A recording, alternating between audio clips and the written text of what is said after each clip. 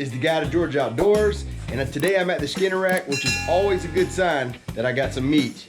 Before I show you what I killed, let me take you back to opening weekend of bow season.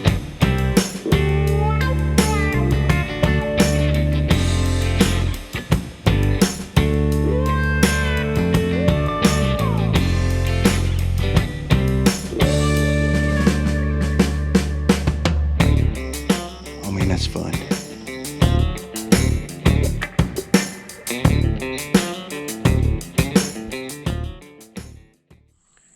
Just got set up in the stand. I'm looking for a buck, but I think I'll take a doe today as well. Now we just gotta wait.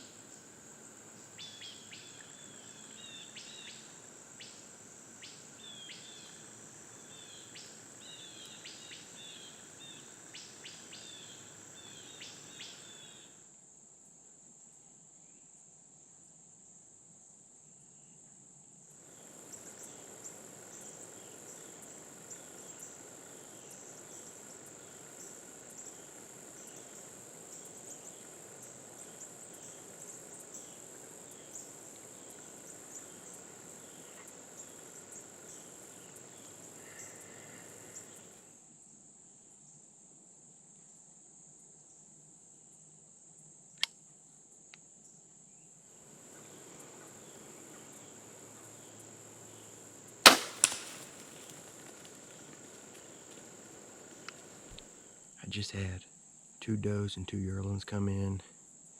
I don't feel real confident with that shot. I think I hit high, no man's land. I went back and looked at the footage and she jumped the string pretty good. So I'm gonna give her a little bit of time and see how this plays out. We just got set up here, got the crossbow ready. The corn's probably about 25 yards away. They've been really pounding the corn the past couple weeks. I already see a couple buck rubs. I know there's a couple buck working this area. So let's keep our fingers crossed and maybe some will come in.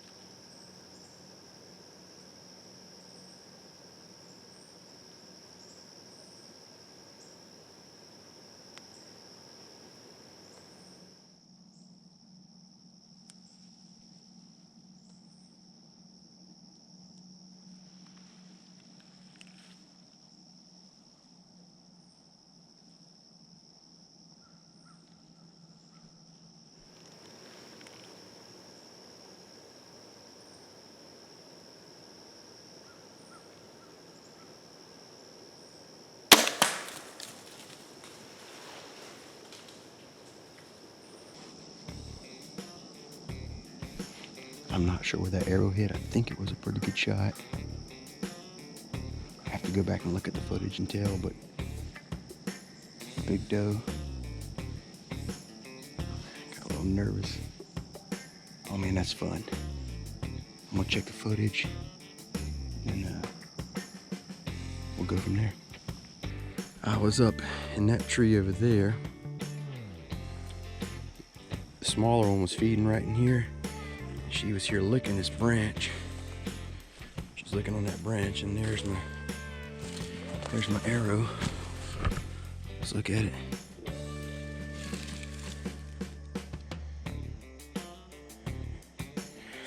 Kind of hard to tell, but there's blood on all sides of that fletching. It just passed through so fast. So,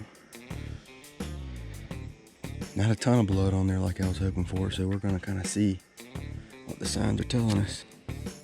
Alright, it took me a couple of minutes to find some blood, but I found it. I'm on the trail now. She's not pouring blood, but maybe that's enough. I got down after I shot, tracked this deer for a little bit, and it ran off. The shot, I went and reviewed the footage, and the shot was good, but I just couldn't find the blood that I would like. So I gave her about an hour, went back, got the old tracking dog, my dad. We have tracked this deer all through this bottom. We just get out here in this opening, and I am panicking like we're never gonna find her. She's just right there. I went and looked at the footage, and it was a good shot. I cannot believe this deer carried this arrow this far, but we're gonna go there and check it out. That is the exit hole. She's a big old doe. Pops, will you flip her over for me real quick?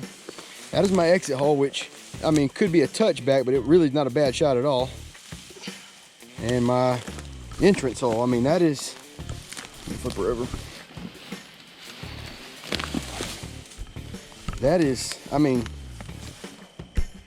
that's perfect. That is a good shot. I mean, there's nothing, that's where I was aiming. So, I mean, just had guts fill up the hole. That behooves me how she made it that far. She's been dead for a while. She's already stiff. How she made it that far, I do not know, but these animals are tough. Well, Pops, I appreciate you coming to help me out there. We got it, didn't we, buddy? I got the old deer dog. He was barking a couple times. Oh, we got it, buddy. The good thing is we can drive a four-wheeler right to here. We ain't got to drag her. So let's do it. Let's do it. Thanks, Pops. All right, back at the skinning rack. There's the shot. I shoot a 2-blade swacker, about a 2-inch cut. You know, on a scale of 10, I'd give that shot a 9. If I was really, I'd give that a shot of 10. But a couple of things. You're never too old to learn, and I made a couple mistakes today, and I'm not too proud to admit it. Number one, I made a good shot. I reviewed the footage. It was a good shot, but I still rushed it. I should have gave her 30 minutes to 45 minutes, possibly even an hour. But trying to get it on footage before it got dark, I got down, didn't have a real good blood trail, and I jumped her about 75 yards away. She got up and ran. Had I not rushed her, she would have died right there. It would have been a 15-minute track job, got back to the house, and been good. Since I pushed it, she ran another 75 yards, added probably another hour and a half of tracking. I did find her, but you know, you live and learn. The thing that I did do right was not give up. I went and got help. When you're not finding blood, go back to your last blood, circle around, and just don't give up. And fortunately, I found her, made a pretty good shot. We're gonna clean her, and we might even do something with her special on the grill or fried. I don't know. Let's get her clean. All right, I'm gonna be doing something a little different today. I'm gonna be cooking with the GoPro attached to my chest, just a little bit different angle. As you can tell, we got a few deer in here. That is my sister's first actual ever buck she killed. A little 8-point, not the biggest in the world, but that's not what makes a trophy.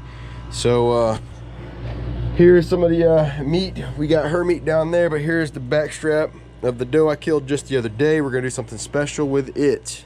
Let's take it inside. All right, we got this back strap. It's been aging in the cooler for a few days.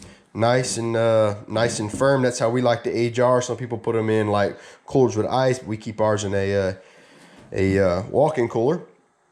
First thing I got to do is remove this outer layer. We call it the silver skin. It is very tough, and it's not going to be very pleasant when you go to eat it. We just want to fillet that top layer of silver skin off. A good sharp knife works. Just go down the line. Back in my hometown of Pembroke, there's a restaurant called Johnny's, and they have the country fried steak sandwich. It's a very simple sandwich, but it's really good, so that's what we're going to be doing today. I'm going to cut me a couple pieces of meat. I would say probably in the 1/4 pound range. Let's go ahead and cut a couple of them.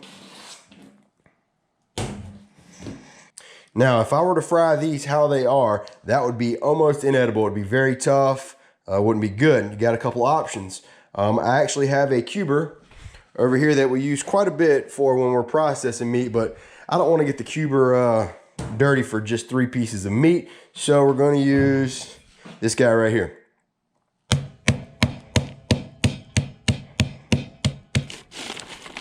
All right. Oh, that worked pretty good. Let's flip it over.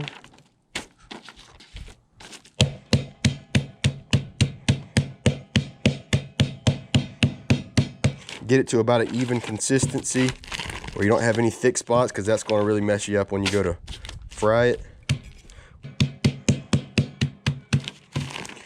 Okay, let's repeat that for the other two.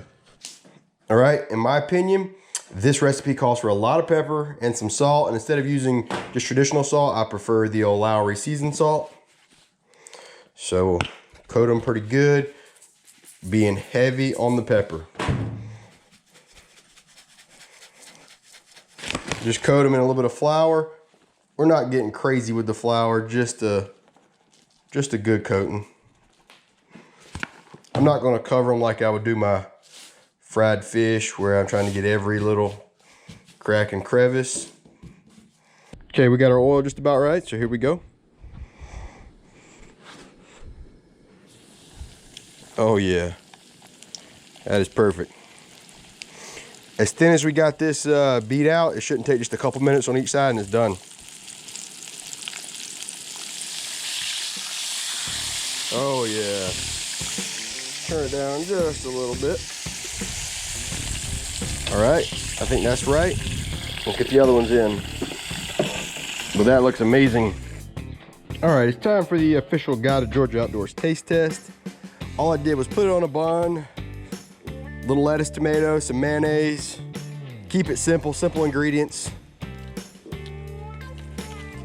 Oh my goodness, look at that guy right there. Here we go.